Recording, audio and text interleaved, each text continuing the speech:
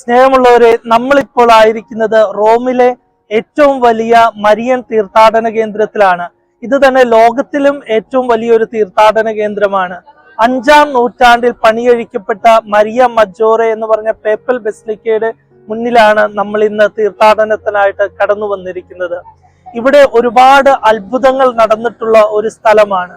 ഈ പള്ളിയിലെ പ്രത്യേകമായിട്ട് നമ്മൾ കാണുന്നത് നമ്മുടെ ബെത്ലഹേമിലെ പുൽത്തൊഴുത്തിലെ സിക്കമൂർ മരത്തിൽ നിന്നുള്ള 5 തടിക്കഷ്ണങ്ങളാണ്. ഈശോയെ പുൽത്തൊട്ടിലിൽ കിടത്തിയ 5 തടിക്കഷ്ണങ്ങൾ ഈ ദേവാലയത്തിൽ നമുക്ക് കാണുവാനായിട്ട് സാധിക്കും.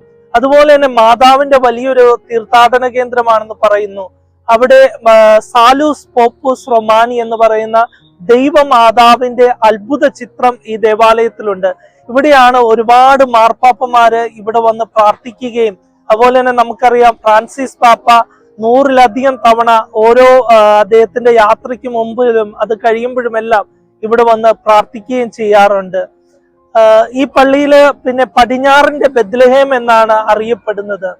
ഇത് 5-ാം നൂറ്റാണ്ട് മുതൽ ഒരുപാട് പേര് ഒരുപാട് അത്ഭുതങ്ങൾ ഇവിടെ നടക്കുകയും, പ്രത്യേകിച്ച് ഒരു ധനികനായിരുന്ന ഒരു ദൈവഭക്തനായിരുന്ന ജൊവാനിക്കും അതുപോലെ തന്നെ ലിബരിയൂസ് എന്ന് പറഞ്ഞ പാപ്പായ്ക്കും മാതാവ് പ്രത്യക്ഷപ്പെടുകയും എസ്കുലിൻ എന്ന് പറഞ്ഞ മലയുടെ മുകളിൽ ഈ ഒരു മാതാവിന് വേണ്ടി ഒരു ദേവാലയം പണികഴിപ്പിക്കണമെന്ന് പറയുകയും ആഗസ്റ്റ് 5-ാം തീയതി മാതാവ് തന്നെ മഞ്ഞു പൊഴിച്ച് ഈ മലയുടെ മുകളിൽ കാട്ടിക്കൊടുത്ത സ്ഥലത്താണ് ഈ ദേവാലയം പണിയപ്പെട്ടിരിക്കുന്നത്. നമുക്ക് ഇന്ന് ഈ ദേവാലയത്തിൽ പോയി ഇവിടെയുള്ള അത്ഭുതങ്ങൾ ദർശിക്കാം. റോമിലെ തന്നെ ഏറ്റവും വലിയ ഒരു മണിമാളികയുടെ മുന്നിലാണ് നമ്മളിപ്പോൾ ആയിരിക്കുന്നത്. മരിയ മജോറെ എന്ന് പറഞ്ഞ ഈ ബസിലിക്കയിലാണ്. ഈ മണിമാളികയ്ക്ക് ഒത്തിരിയേറെ പ്രത്യേകതയുണ്ട്. 5-ാം നൂറ്റാണ്ടിൽ സ്ഥാപിക്കപ്പെട്ട ഈ മണിമാളിക, ഇതിന്റെ സ്ഥലം, ഇതൊരു ഏറ്റവും മലയുടെ മുകളിലായിരുന്നു ഈ ദേവാലയം സ്ഥിതി ചെയ്യുന്നത്, റോമില് തന്നെ. അതുകൊണ്ട് ഈ പള്ളിമണി കേട്ടുകൊണ്ടാണ് അനേകം യാത്രക്കാര്, വഴിതെറ്റിപ്പോകുന്ന ആട്ടിടയന്മാരൊക്കെ ഇവിടെ റോമിലേക്ക് തിരിച്ചു വരുന്നതൊക്കെ. അങ്ങനെ ഒത്തിരിയേറെ അത്ഭുതങ്ങൾ ഈ മണിമാളികയിൽ നിന്നുള്ള മണിമുഴക്കം മൂലം സംഭവിച്ചിട്ടുണ്ട്. അത് മാതാവിന്റെ വലിയൊരു പ്രത്യേകത, വലിയൊരു സംരക്ഷണമായിട്ടാണ് പലരും റോമിലുള്ള ജനത വിശ്വസിക്കുന്നത്.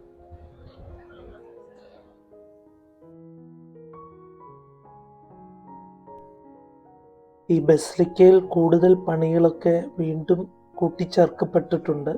എന്നിരുന്നാലും അവരുടെ പഴയമ്മ നഷ്ടപ്പെടുത്താതെ, പാരമ്പര്യങ്ങൾ നഷ്ടപ്പെടുത്താതെ അവർ പരമ്പരാഗത ആയിട്ടുള്ള രീതികൾ അതേപടി നിലനിർത്തിക്കൊണ്ടാണ് ആ പള്ളിയിലെ മുന്നോട്ടുള്ള ഭാഗങ്ങളെല്ലാം ചെയ്തു വച്ചിരിക്കുന്നത്.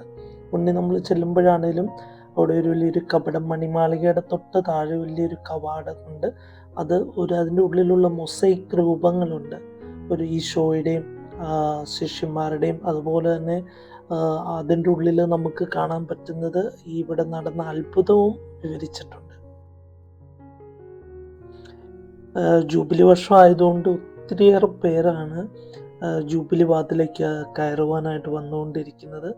അവിടെ അതുപോലെ തന്നെ സെക്യൂരിറ്റി ചെക്കിംഗ് ഒക്കെ ഉണ്ട്. നമ്മുടെ ബാഗൊക്കെ തുറന്ന് എല്ലാം പരിശോധിച്ചതിന് ശേഷം അവിടെ മിലിറ്ററിയും പോലീസുകാരും സെക്യൂരിറ്റി ഗാർഡൊക്കെ ഉണ്ട്.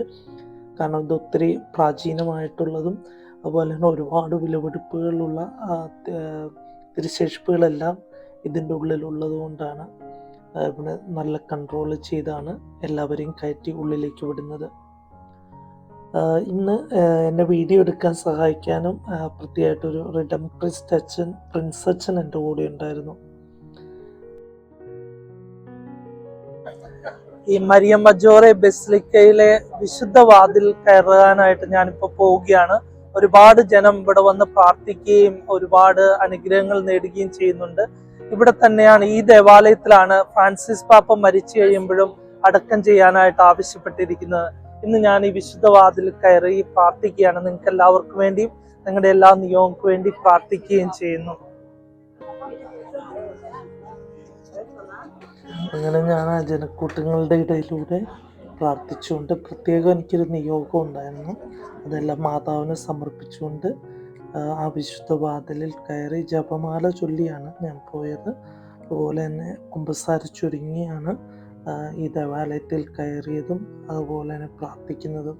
അപ്പം എൻ്റെ പ്രത്യേക നിയോഗങ്ങളെല്ലാം മാതാവിൻ്റെ കരങ്ങളിൽ സമർപ്പിച്ച് വിശുദ്ധ വാതിൽ തൊട്ട് പ്രാർത്ഥിച്ചാണ് ഞാൻ അതിൻ്റെ മുന്നിലേക്ക് കയറുന്നത്. വളരെയൊരു ഇമോഷണൽ മൊമെൻ്റ് ആയിരുന്നു. കാരണം ആ വാതിൽ കയറുമ്പോഴും അവിടെ ഈശോയുടെ വലിയൊരു രൂപമുണ്ട്, ആ വാതിലിൽ കുത്തി വെച്ചിട്ടുണ്ട്.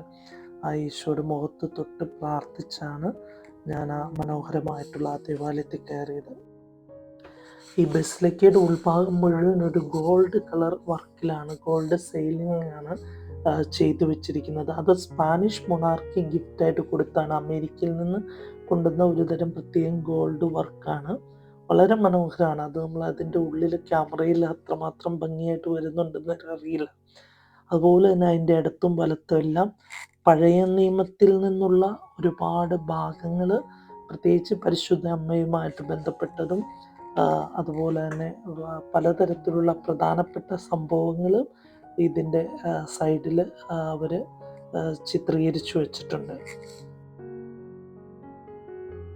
ഈ ദേവാലയത്തിൽ ഒത്തിരിയേറെ പേര് വന്ന് പ്രാർത്ഥിക്കുന്നുണ്ട് എപ്പോൾ. അതുപോലെ തന്നെ മാതാവിനെ കുറിച്ചൊക്കെ അവിടെ ഒത്തിരിയേറെ പഴയ നിയമത്തിലെ പല സ്ത്രീകളെക്കുറിച്ച്, മാതാവുമായിട്ട് ബന്ധപ്പെട്ട സ്ത്രീകളെക്കുറിച്ചൊക്കെ ചിത്രീകരിച്ചിട്ടുണ്ട്.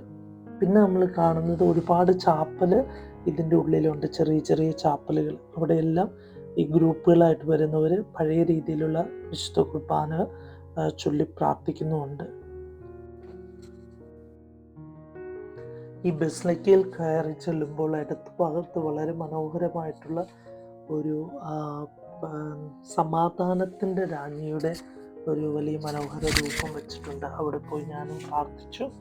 അതുപോലെ തന്നെ ഈ ദേവാലയത്തിൽ കയറുന്ന എല്ലാവരും തന്നെ മാതാവിൻ്റെ മുന്നിൽ പോയി ചിലവർ തിരി കത്തിക്കുകയും മുട്ടുകുത്തി ഒരു നിമിഷം ഒന്ന് പ്രാർത്ഥിച്ച് എല്ലാവരും മുന്നോട്ടേക്ക് പോകുന്നത്. അതുപോലെ തന്നെ ഈ രൂപത്തിൻ്റെ ഇടത്തും വലത്തും ഒക്കെ ഒത്തിരിയേറെ കുമ്പസാരക്കൂടുകളുണ്ട്. പല ഭാഷയിൽ കുമ്പസാരിക്കാൻ പറ്റും. അങ്ങനെ പ്രാർത്ഥിച്ചൊരുങ്ങിയാണ് എല്ലാവരും ഈ ദേവാലയത്തിലേക്ക് വരുന്നത്.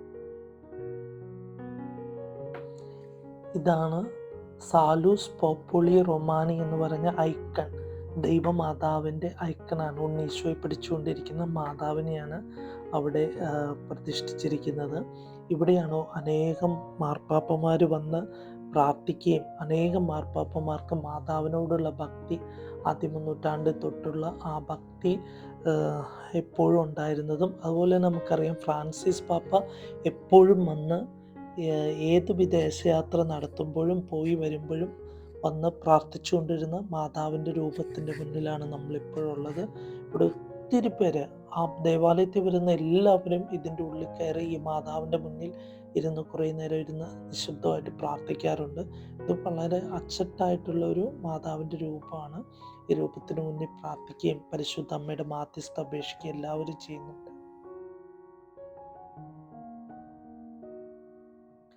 അതിനുശേഷം ആ പള്ളിയിൽ നമ്മൾ താഴോട്ട് പോവും. താഴോട്ട് അൾത്താരയുടെ അടിഭാഗത്ത് വിശുദ്ധ ബെത്ലഹേമിൽ നിന്ന് കൊണ്ടുവന്ന സിക്കമോൺ മരത്തിൻ്റെ ഉണ്ണീശോയെ കിടത്തിയ പുൽത്തൊഴുത്തിൻ്റെ ഉണ്ണീശോയെ കിടത്തിയ ആ പെട്ടി കുഞ്ഞി ക്രിബിൻ്റെ പുൽത്തൊടിലിൻ്റെ 5 തടിക്കഷ്ണങ്ങൾ ഇവിടെയുണ്ട്. തടിക്കഷ്ണങ്ങളാണ് തിരുശേഷിപ്പുകളായിട്ട് അവിടെ വെച്ചിരിക്കുകയാണ്. അത് നല്ല മനോഹരമായിട്ടാണ് അവർ അറേഞ്ച് ചെയ്ത് വെച്ചിരിക്കുന്നത്. ഈ കുഞ്ഞു കപ്പേളയ്ക്കുള്ളിലും ഒരുപാട് പേര്, ഇത് അൾത്താരയുടെ തൊട്ടടിയിലാണ്, ഒത്തിരി പേര് വന്ന് അവിടെ പ്രാർത്ഥിക്കുന്നുണ്ട്. പയസ് 9 മാർപ്പാപ്പയാണ് ഇതിൻ്റെ ഈ തിരുശേഷിപ്പ് ഇവിടെ സ്ഥാപിക്കുകയും ഇതിൻ്റെ ഭക്തി പ്രചരിപ്പിക്കുകയൊക്കെ ചെയ്തത്. അപ്പം അതുകൊണ്ട് തന്നെ ഇതിൻ്റെ മുന്നിൽ പയസ് 9 മാർപ്പാപ്പയുടെ മാർബിൾ തീർത്ത സ്വർഗത്തിലേക്ക് നോക്കി നിൽക്കുന്ന വലിയ മനോഹരമായിട്ടുള്ള ഒരു രൂപം അവിടെയുണ്ട്. ഇത് അൾത്താരയുടെ തൊട്ട് താഴെയാണ് ഈ കൊൺഫെസിയോ എന്ന് പറഞ്ഞ ഈ ചെറിയ ചാപ്പൽ ഉള്ളത്. മനോഹരമായിട്ടുള്ള ഒരു അൾത്താര, അതിൻ്റെ തൊട്ട് താഴെയാണ് ഈ ബെത്ലഹേമിൽ നിന്ന് കൊണ്ടുവന്ന ഈ പുൽക്കൂടിൻ്റെ തിരുശേഷിപ്പ് വെച്ചിരിക്കുന്നത്. അതുപോലെ തന്നെ ഈ പള്ളിയിൽ ഒത്തിരിയേറെ 9 മാർപ്പാപ്പമാരോളം അടക്കിയിട്ടുണ്ട്. അതുപോലെ തന്നെ പല ആർട്ടിസ്റ്റുകളെ അടക്കിയിട്ടുണ്ട്. ഇത് ബെർണീനി എന്ന് പറഞ്ഞ ഒരു ആർട്ടിസ്റ്റിനെ അടക്കം ചെയ്തിരിക്കുന്നത് അവരുടെ കുടുംബാംഗങ്ങൾക്ക് വേണ്ടി അടക്കം ചെയ്തിരിക്കുന്ന ഒരു ഖബറിടമാണ് പള്ളിക്കുള്ളിൽ തന്നെ, ബസിലിക്കയ്ക്കുള്ളിൽ.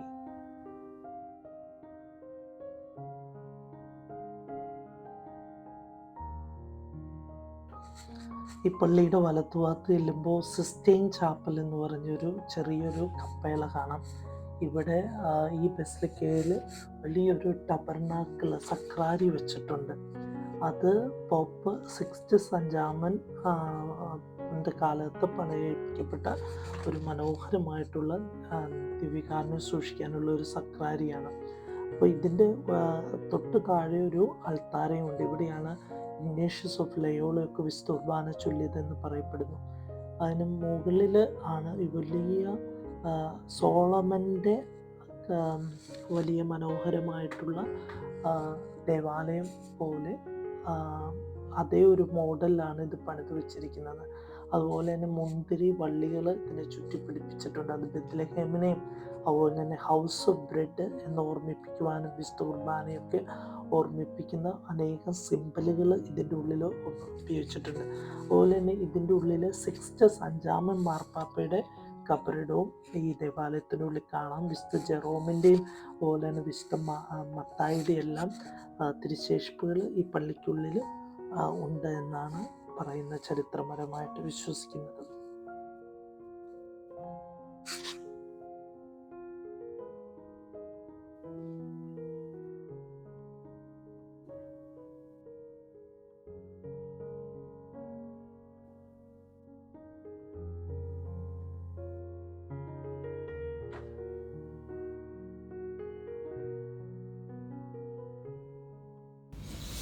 പള്ളിയുടെ തൊട്ടടുത്ത് തന്നെ അതിൻ്റെ ഉള്ളിൽ തന്നെ ഒരു ആരാധന ചാപ്പലും ഉണ്ടായിരുന്നു.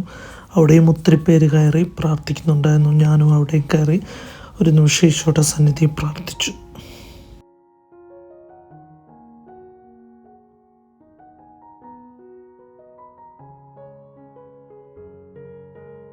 പിന്നീട് ഞങ്ങൾ കയറിയത് മാമോദീസ തൊട്ടിയിലേക്കാണ്. ഞാൻ എൻ്റെ ജീവിതത്തിൽ കണ്ടിട്ടുള്ള ഏറ്റവും വലിയൊരു മാമോദീസ തൊട്ടിയാണ്. അത്ര വലുതാണിത്. വളരെ മനോഹരമായിട്ട് ഇത് ചെയ്തു വെച്ചിട്ടുണ്ട്. അതിൻ്റെ പുറകിലാണെങ്കിലും ഒത്തിരിയേറെ മാർബിൾ വർക്കുകളുണ്ട് ഈ മാമോദീസ തൊട്ടിയുടെ തൊട്ട് പുറകിലും അതുപോലെ തന്നെ അതിൻ്റെ മുകളിലുമെല്ലാം പഴയ നിയമത്തിൽ നിന്നും പുതിയ നിയമത്തിൽ നിന്നൊക്കെയുള്ള മാമോദീസയുമായിട്ട് ബന്ധപ്പെട്ട വചനഭാവങ്ങൾ ചിത്രീകരിച്ചിരിക്കുന്ന പല ഭാഗങ്ങളും മാർബിളിലും കുത്തിയിട്ടുണ്ട്. അതുപോലെ തന്നെ മുകളിൽ അവർ ചിത്രീകരിച്ചും വെച്ചിട്ടുണ്ട്. അതുപോലെ തന്നെ പരിശുദ്ധ അമ്മയുടെ മനോഹരമായിട്ടുള്ള ഒരു ചിത്രവും മുകളിലുണ്ട്.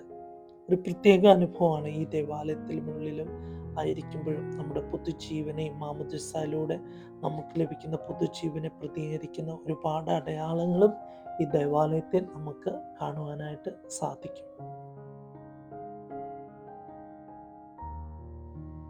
പരിശുദ്ധ അമ്മ നിങ്ങളെല്ലാവരെയും സമൃദ്ധമായിട്ട് അനുഗ്രഹിക്കട്ടെ. ഈ വീഡിയോ കാണുന്നവരെയും കണ്ടവരെയും എല്ലാം പരിശുദ്ധ അമ്മയുടെ മധ്യസ്ഥതയ്ക്ക് സമർപ്പിക്കുന്നു.